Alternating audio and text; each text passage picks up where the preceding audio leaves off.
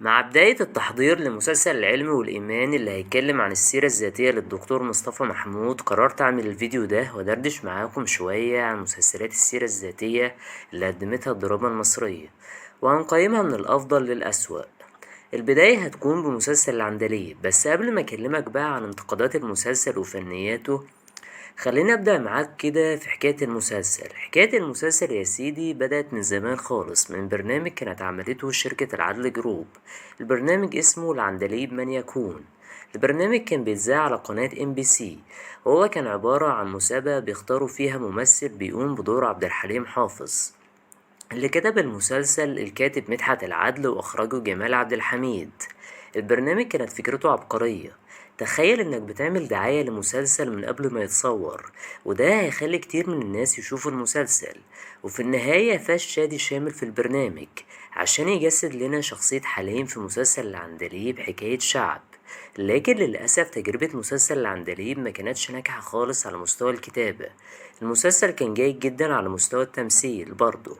المسلسل كان فيه تمثيل حلو من أغلب الكاست باستثناء الشخص ده. شادي شامل كان متصنع جدا وهو بيأدي دور حليم. أنا منكرش إنه كان أقرب شبيه للحندليب، لكنه ما كانش قادر يستحضر روحه في تجسيد الشخصية. لذلك مسلسل العندليب الناس ما بتفتكرش منه غير تمثيل شادي شامل اللي كان ضعيف. ومن السيرة الذاتية لعبد الحليم حافظ بنروح للسيرة الذاتية ليلى مراد في مسلسل أنا قلبي دليلي. لكن في المسلسل ده الوضع كان مختلف شوية عن العندليب.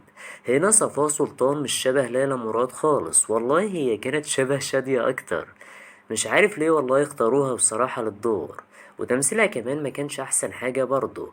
وطبعا الكاست كله باستثناء احمد فلوكس اللي كان مقنع شوية في دور انور وجدي، لكن ساعات الاداء كان بيفلت منه وكنت بحس انه بيأفور.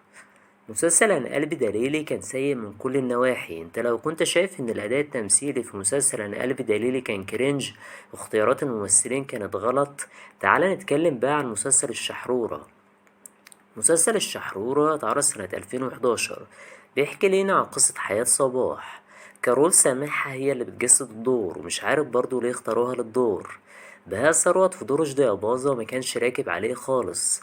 أما إيهاب فهمي فأنا كنت حاسس إن هو بيتكرع من بقه عشان يمثل دور فريد الأطرش ويورينا إنه فعلا فريد من نوعه.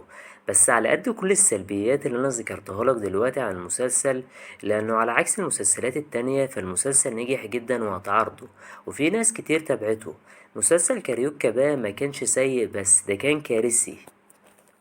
انا عايز اعرف مين اللي اقنع وفاء عامر انها شبه تحية كاريوكا، ومين المنتج الذكي اللي قرر يدي لوفاء عامر بطولة.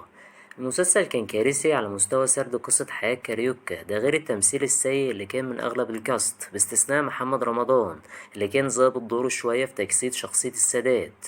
ونختم قائمة أسوأ مسلسلات السيرة الذاتية بمسلسل الضاحك الباكي اللي كان من بطولة عمرو عبد الجليل. ومش عارف برضه ليه اختاروا عمرو عبد الجليل في شخصية زي دي، رغم انه مش شبه ريحاني خالص. ده بقى اكتر مسلسل خد تريقة من الجمهور على السوشيال ميديا، والتحفيل كله كان على محمد الغيطي مؤلف المسلسل. انا بصراحة ما شفتش المسلسل زي المسلسلات اللي فاتت، لكن السف الكتير عليه خلاني اخد بالي من الصورة.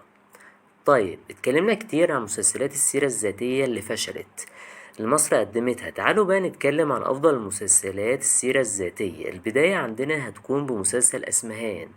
بص، اختيار البطلة هنا كان موفق جدا، وسلافة وخرجي حسستنا فعلا انها اسمهان. كمان الممثلين العرب اللي ظهروا في المسلسل كان ظهورهم جميل جدا، واحمد شاكر عبد اللطيف حسسك فعلا ان هو فريد الاطرش. ايه يا ابني التمثيل ده؟ سامعني يا ايهاب يا فهمي؟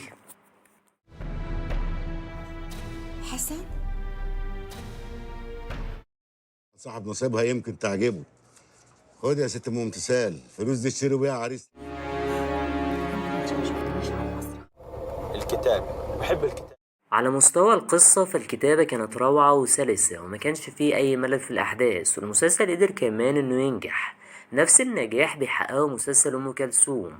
صابرين في المسلسل ده كانت في تحدي صعب في تجسيد شخصية أم كلثوم، لكنها في النهاية كانت قد التحدي وعرفت تمثل أم كلثوم صح. الله عليك يا ست، لا مش الست دي.